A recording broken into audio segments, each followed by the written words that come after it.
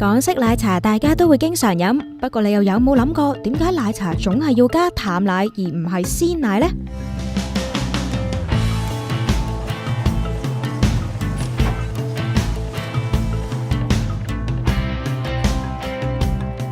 香港曾經係英國嘅殖民地，當時只有貴族英國人先至可以享受飲茶，本地人就拎茶嘅殘渣物再去沖茶，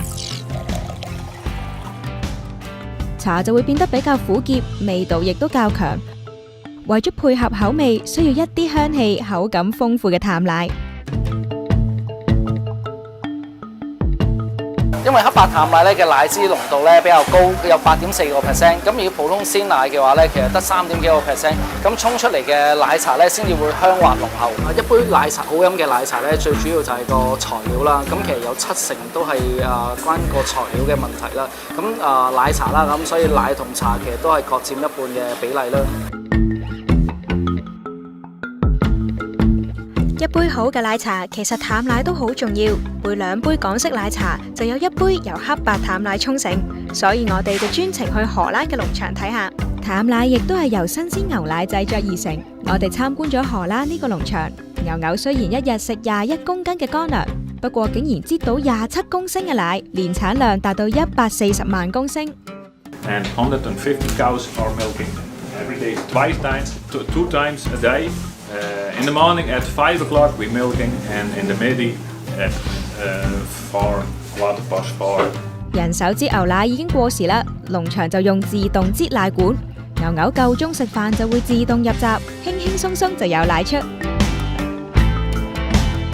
行入廠房睇下，生產過程都係密封，由鮮奶需要經過3個消毒步驟：熱水加熱、蒸汽消毒、冷卻。The cans are 170 grams, black and white for Hong Kong. 雖然一滴奶都睇唔到，不過蒸汽抽出鮮奶60% 嘅水分就形成淡奶，由生產到包裝1星期就運到香港。飲奶茶時不時都會見到呢啲薄膜，其實叫做奶皮。因為我哋其實沖茶嘅時候咧，茶嘅熱力同埋我哋倒茶嘅落去個撞力咧，就會將奶裏邊嘅脂肪抽離咗。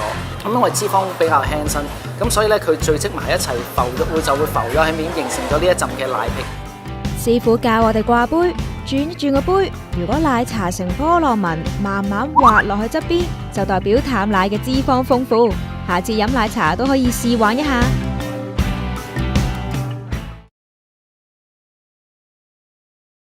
喺好耐以前，有班洋星人降臨到呢個地球，佢哋有一個秘密任務，用瑜伽拯救世界。你頭頭冇食啊？冇食。啊，得啦，俾你食。嗱，我啲髮質好明顯係好健康。唔差。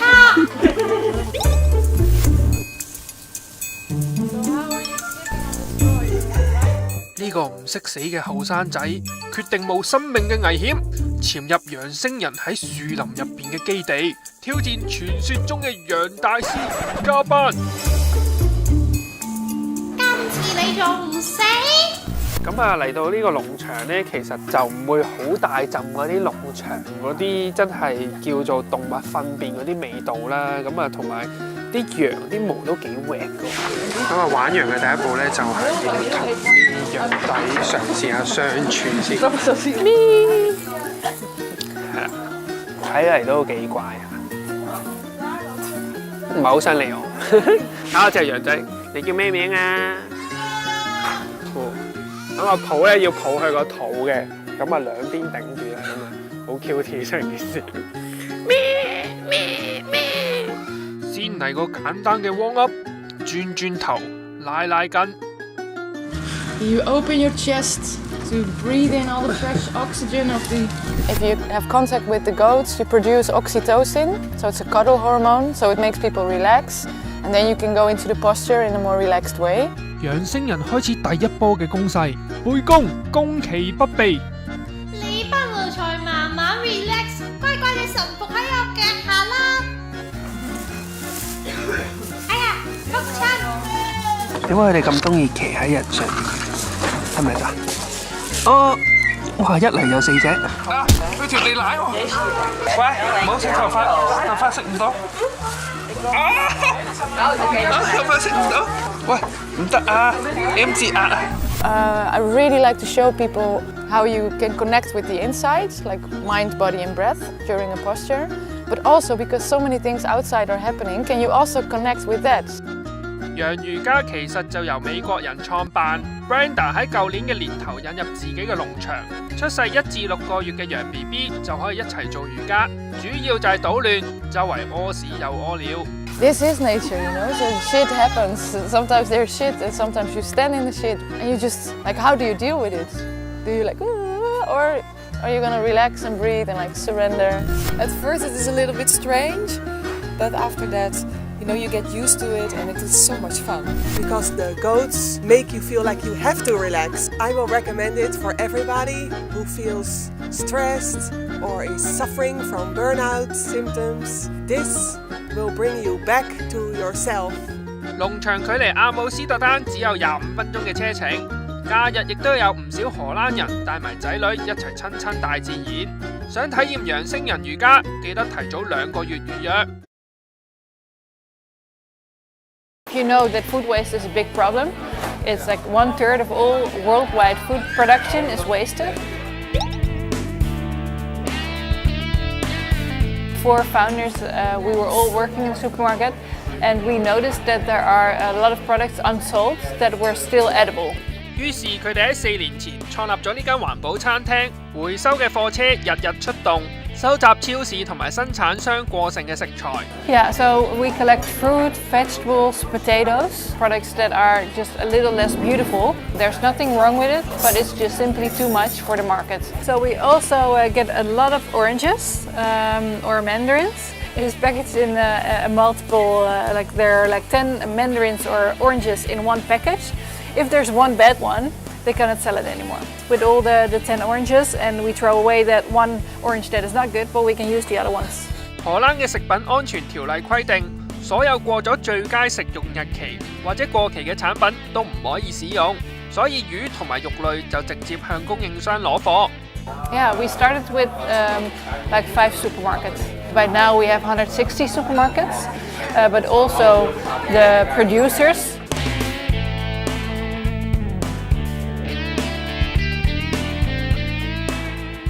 Basically, when I see ingredients come in, like if I see carrots, I've got 10 things that I want to do with a carrot. But also we need to be creative and try to use everything. This is, we get really a lot of potatoes. So this is a sort of a gnocchi, a Polish gnocchi with potato flour and potato and a bit of egg. And we steam it and then we cut it into a nice shape and we bake it and make it crispy.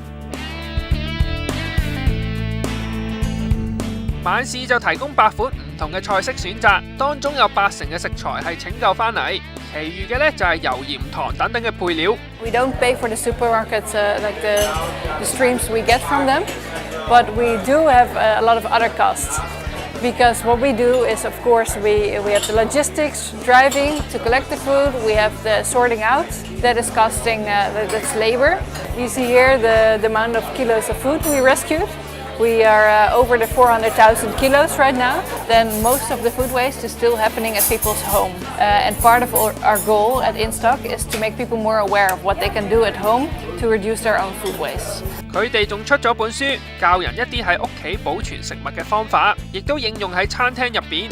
So drying is one of the techniques on how to preserve food. And if you dry, for example, your tomatoes, you can use them for weeks. And you can put them in salads, it's even tastier. We put apple in sugar water, so sugar makes it last longer as well. And we use these apples in sugar water in our breakfast. The dumpling is very original, but it's great to see how here at InStock they use preservation techniques, but also use these techniques to actually really wake up your taste buds. Really cool to see what they can do with waste. When you taste it, the taste is so good. It's yeah, I can definitely recommend it. You should try it yourself.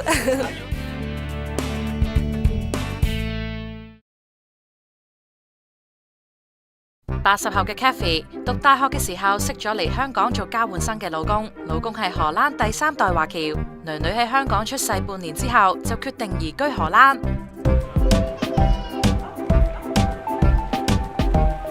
我老公就係喺呢度長大，咁我哋兩個都覺得呢度對小朋友嘅成長係會輕鬆啲、開心啲咯。今年6月咧就啱啱好1年啦。荷蘭俾人第一個印象係社會文化開放，精通多國語言。2013年聯合國兒童基金會嘅報告就指出，荷蘭係富裕國家之中最快樂兒童嘅第1位。我住嘅城市就叫烏特勒支啦，最大嘅特色就係Miffy 啦。呢度啲博物館同香港最大嘅分別咧，佢就真係唔係一個俾你淨係參觀一啲展品同主題嘅博物館咯，可以增加親子關係或者父母同仔女之間嘅一個互動咧。其實荷蘭咧基本上咧1年入面咧有10個月咧都係陰天嘅。咁陰天我哋唔可以坐喺出面曬太陽，又唔可以去公園玩。博物館咧大部分嚟講咧2歲以下都係免費嘅，1個月都會帶 Annabelle 嚟7-8次。小朋友可以話去到邊度玩到邊度，餐廳為小童而設嘅休憩空間，玩具、毛公仔任攞任玩，簡單嘅一張墊台紙，亦都係隱藏版嘅填色畫紙。我好中意小朋友，即係都想組織大家庭嘅，咁我覺得呢度有足夠嘅空間同資源可以俾我做呢一樣嘢。我諗佢呢度會係有一個好快樂嘅童年咯。你見到呢度啲草地唔係個奢侈品咯。Grandpa Shark 嘟嘟嘟嘟嘟 Grandpa Shark 係公公。咁同埋呢邊咧，5歲之前嘅小朋友都唔需要係限定你一定要返學嘅，冇乜嘢學前班啊，亦都冇乜嘢特別嘅活動啊，要去學啲乜嘢啊。身邊嘅人唔會做呢啲嘢咯，反而你做嘅一個兒女，咁變咗咪個家長其實每一日要做嘅嘢淨係陪住小朋友玩啫嘛。小朋友讀書壓力亦都相對比較少，荷蘭人亦都有語言優勢，就係中學規定必須修讀英文、法文仲有德文。我覺得始終都係睇翻你個人有冇嗰個語言天分，或者你中唔中意。咁我好似我老公咁嘅，佢法文佢又繼續學，因為佢喺法國公司度做嘢，咁佢而家法文係好流利嘅，都會係一個優勢咯，變相就變咗。政府有育兒津貼，每3個月就有大約200歐元，可以買奶粉同生活用品，直到你18歲。又洗又整。係啊，因為每月就400蚊港紙。買尿片咯。買尿片。咁佢咧就由細到大到而家都食人奶嘅，我哋唔使奶粉錢啦。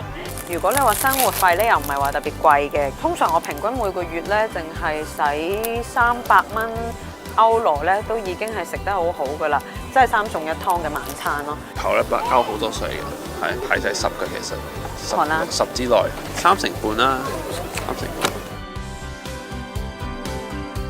生活喺一個自由教育、性文化開放嘅社會，但荷蘭青少年意外地懷孕比率反而係偏低。記者喺當地書店買咗一本適合4至5歲小童嘅性教育圖書，睇下有咩原因啦。爸爸有冇睇過呢啲書啊？細個嗰時會有嘅，咪啲同學仔會俾嘅，偷偷地咁啦。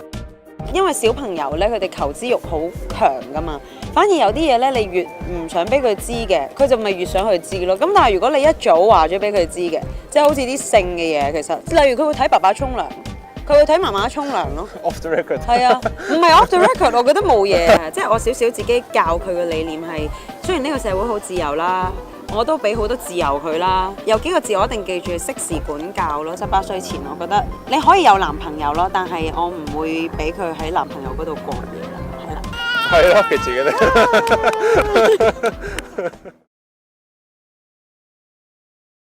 人人都話住洋樓養番狗，喺荷蘭呢個女人有大屋唔住，搬咗去一間只有215尺嘅迷你屋。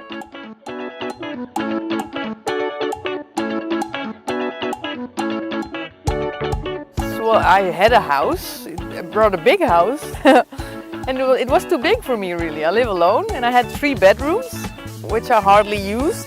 And I really wanted a small, cute house with a lot of room around it, a place where I can grow a garden and I have some chickens and live more sustainably, self-sufficiently. 2年前佢就大概用咗46萬港紙，打造咗一間屬於自己嘅環保迷你屋，推崇自給自足嘅生活模式。We consume so much and our planet can't keep up anymore. So we really need to change our ways and take better care of nature. And now that is a foundation since November 2016. And our goal is to make it more easy and possible for people to live legally in a tiny house in the Netherlands. In a tiny house, you use less water, less electricity, you have less stuff. I use rainwater in my house. It falls on my roof and I collect it in a tank. Comes out here in my plant filter, a helophyte filter. And there are bacteria in the root system of these plants that clean the water. I got 3 solar panels and that's all my electricity in the house. 屋外面有一個獨立花園，種咗唔同種類嘅蔬菜俾自己食用，仲養咗4隻雞。小木屋連埋戶外嘅平台，得215尺，但係勝在5臟俱全。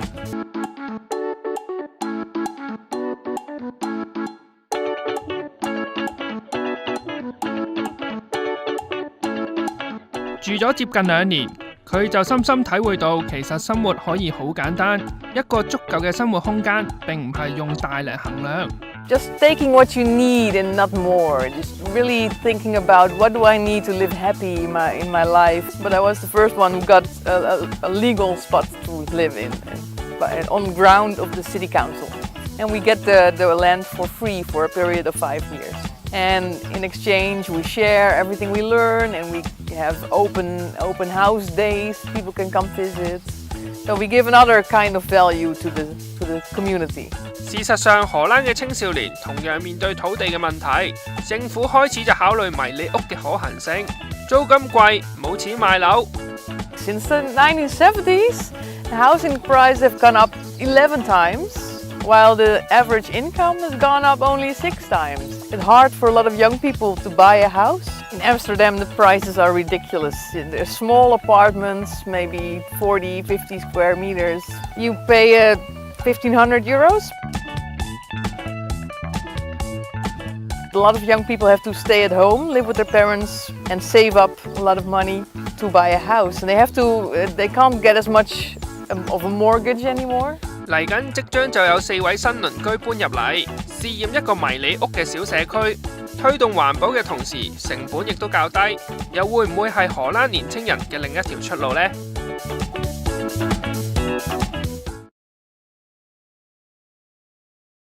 咁啊嚟到荷蘭呢，住酒店梗係要揀啲特別㗎啦，你睇下馬路、河路就係呢間啦，跟落嚟啦。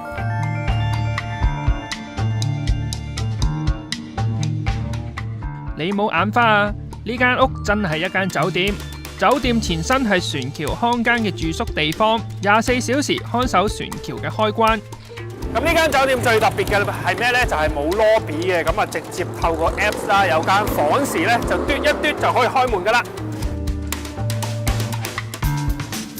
喺荷蘭就有28間呢類嘅船橋看更艇，由1673年去到2009年之間興建，分佈喺阿姆斯特丹唔同嘅河道。酒店就向當地政府租用咗呢啲廢置嘅船屋7年，改建成為獨一無二嘅酒店房。今年4月先啱啱開幕，而家就已經有11間投入服務。咁啊，每間屋咧都有一個平板電腦啦，咁作用咧就係俾你睇呢間屋嘅資料啦，咁啊附近有咩好食啊，或者係啲屋嘅規則咁樣嘅。咁如果你想 check out 咧，喺呢度撳個掣咧就可以走噶啦。咁啊呢度就冇廚房嘅，咁但係其實佢都有個咖啡機啦，咁啊亦都有少少餐具俾你，咁啊同埋有個雪櫃咧，咁啊都可以買下啲啤酒啊、汽水啊，咁啊喺度飲下啦。咁啊你睇到出面真係車來車往啦嗱，睇唔睇到個震撼感啊？咁啊朝頭早瞓覺點算呢？酒店都好貼心嘅，咁啊有2個耳塞俾大家，咁啊唔好投訴啦。酒店嘅概念就係居住喺城市入邊。市中心或者郊區都有，雖然冇太多嘅配套，不過每間屋都有唔同嘅體驗。5 years ago, these houses were still in use. The bridge watchers would stay here, wait for a ship to come. From here, you come straight to the harbor of Amsterdam. And if it's a high ship, it would open. And before that, they did it by hand. You see it? They could roll 設計師亦都盡量保持船橋屋嘅歷史元素，牆身掛住嘅水泡當年係用嚟救人㗎，間隔亦都唔會有太大嘅改動。And 19th century, you had that kind of a curtain, so you can look outside, but people cannot look inside. And you keep the light in, because in Holland it's early dark. 房間嘅清潔都充滿荷蘭特色，透過電動車遊走唔同嘅船橋屋。For a moment, there are only 2 people working as housekeeping. Most of the time, we start around 9 o'clock. If it's busy, we always try to keep it in a row. All the houses to be in a row like this, it will be easier to move from one side to the other side. So for us, it's almost also a social project, and starting to know this neighborhood, starting to know which people live here. You see, they use the house to jump and to swim and to play a lot. That's exactly what I used to do as a child, you know. You anywhere you can swim, you go. 今時今日，大部分嘅船橋依然運作緊，主要靠人手同埋平板電腦控制開關。酒店就規定年滿21歲先可以入住，避免小童就有危險。下次嚟到荷蘭，亦都不妨試一試呢個獨一無二嘅住宿體驗。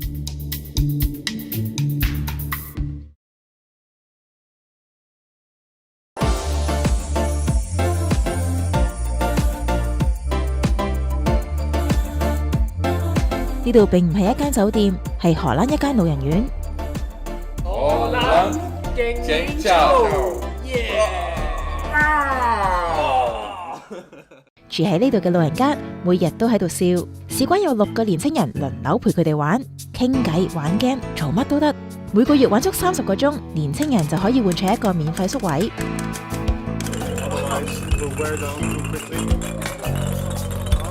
In the beginning, I saw this gap, so I'm young and they are old. And after a while, that disappears. So you don't see that gap anymore. And it's not the elderly anymore, but it's my neighbors, it's my friends. 院舍從來都唔會記錄學生確實陪伴時間，不過規定每一晚都有一個學生陪住150個老人家共進晚餐。